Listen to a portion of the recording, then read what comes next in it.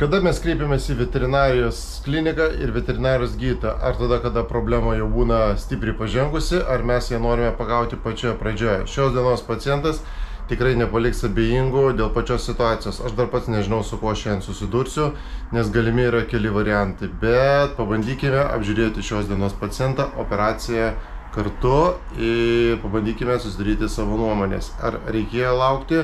Ar reikia laukti, o gal galėjome viską padaryti iš tikrųjų anksčiau. Tinai yra 8 metai ir problema yra tokia, kad ne žmonės laukia pačių problemų, bet problema Tinos yra tokia, kad vyresni žmonės bijo operacijų ir bijo narkozių. Ką noriu šiandien tuo pasakyti, kad labai džiaugiuosi už jaunąją kartą, kuri yra kito požiūrio į gyvūnų operacijas, ir nusprendė paimti tiesiog iš mamos augintinį, atvežti man į veterinarijos kliniką, kad aš jam galėčiau padėti. Ar gyvūnui iš tikrųjų reikalinga pagalba, jūs galite patys to įsitikinti. Pasižiūrėkite, kokia yra situacija, kokie yra susiformavę guzai. Ar šitie guzai iš tikrųjų yra dariniai ir ar tai yra vėžys. Paaiškės, žinoma, tai ir operacijos metu. Preliminariai galvoju, kad tai yra tiesiog laikui bėgant susiformavusi nedidelė kirkšnies išvarža, o kada mes laukiame, ta problema darosi vis gilesnė, išvarža darosi vis didesnė ir šiuo metu mes jau turime netgi 2 susiformavusius didelius darinius. Kaip matote, dariniai yra tokie labai dideli ir jie paėmus į ranką netgi jaučiasi, koks jisai yra karštas. Todėl aš galvoju, kad tai gali būti net ne navikas, nes jie ganėtinai yra minkšti. Spaudžiant yra minkštumas ir šiek tiek konsistencija yra visai kitokia negu būna prie onkologijos. Gyvūnas, kaip matot, aš spaudinėju, nejuda, tai reiškia nejaučia jokio diskomforto. Diskomfortą jaučia, bet nejaučia skausmo. Šuniukas tik tais 8 metų, neatrodo tikrai kažkoks labai senas, kraujo tyrimai mūsų geri.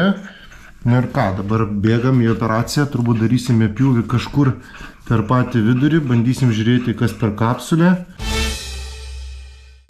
Pasiruošime to jau sedaciją, biškį prisisiduosime, intubuosime, pasiruošime operacinį lauką, nes bandysiu vieną pjūvį daryti ir per tą vieną pjūvį kažkokiu būdu suversti. Dar žinai, ko mums reikės turbūt tinkliuką, nes čia gali būti, kad neturime darinio, turime išvaržą. Gerai, kitas dalykas, dabar susiskaičiuosime mes narkozę.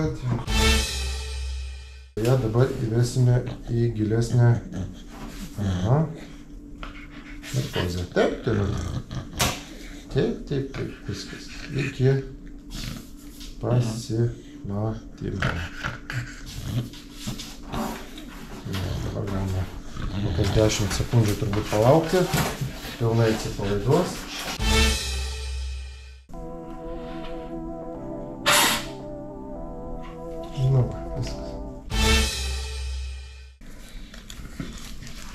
Žinok, abi bus kirkšnės. Per vieną pjūvį turbūt, kad man čia niek.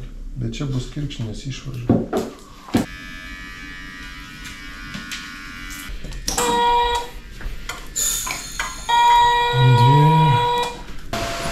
Stalas pagal mane turi būti, tai iki tokio lygio vis tiek aš jį turiu užsikelti.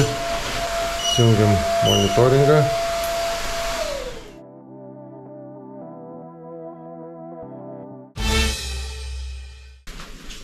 Čia greičiausiai nerasiu, eisiu per čia, tai ką, jeigu ką šalinsime odos gabalą ir žiūrėsim. Nu, kirkšnį turim čia, išvarža gali būti ir čia.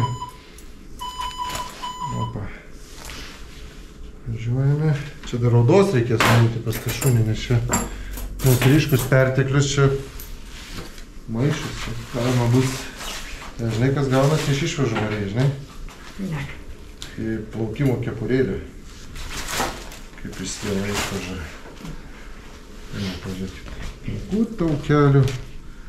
Kraujagyslių, aišku, yra. Dabar turim atsidarinti tos dangaus. O, tai va, ir turiu prisikasti iki išvaržos maišelį ir galą, nes čia viską atidarinėti nesinori tokių didelio turėti. Tai aš bandysiu taip išimti. Ir va tokį, žiūrėkit, Opa. Ir turi būti dabar kažkur apačia. Viena užsisuktuva skylė gaunasi ir per tą skylę viskas sukrito. Opački, visas va žarnynas. Matosi kaip išėjo, žiūrėkit, čia viena žarna, čia kita žarna. Ir viskas va susisukę. Nu ką, bandom atsidarinėti ir pažiūrėti, kas maišelyje gyvena. O, vaikeli, čia maišelyje gyvena. Šuo jaučiasi puikiai, žinokit. Bėga va skysčiai. Dabar atsargiai turiu atsidaryti. Nes eik, tu žiūrėkit čia. O, vaikeli. O, vaikeli.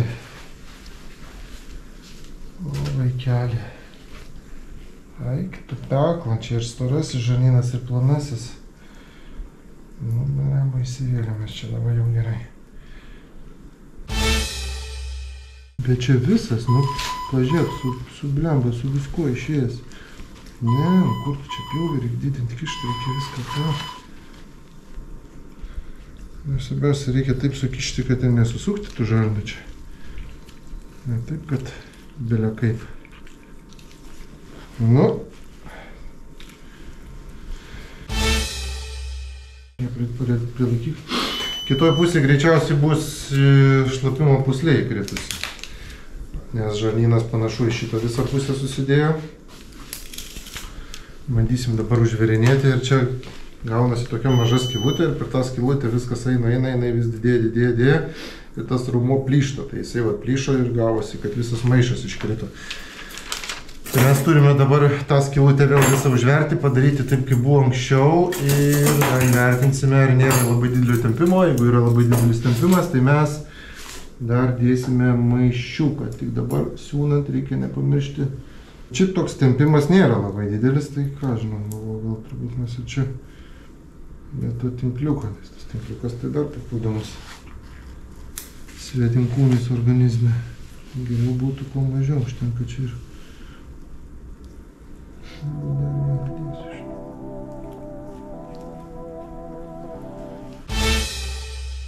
Tik pasirodė, kaip tu atrodai. Tai va, mes taip jaučiamės praėjus 3 valandom po operacijos, šuniukas visiškai kitoks, nėra jokių guzų, nėra jokių darinių. Šiek tiek dar turime papildomos skūros, bet tas skūras susitrauks greitai. Šiaip jaučiasi labai gerai, labai smagu iš tikrųjų, kad tai nėra jokia onkologija ir žinau, kad po 10 dienų ištraukus siūlus gyvūnas gyvens tolimesnį, savo gražų ir ilgą gyvenimą.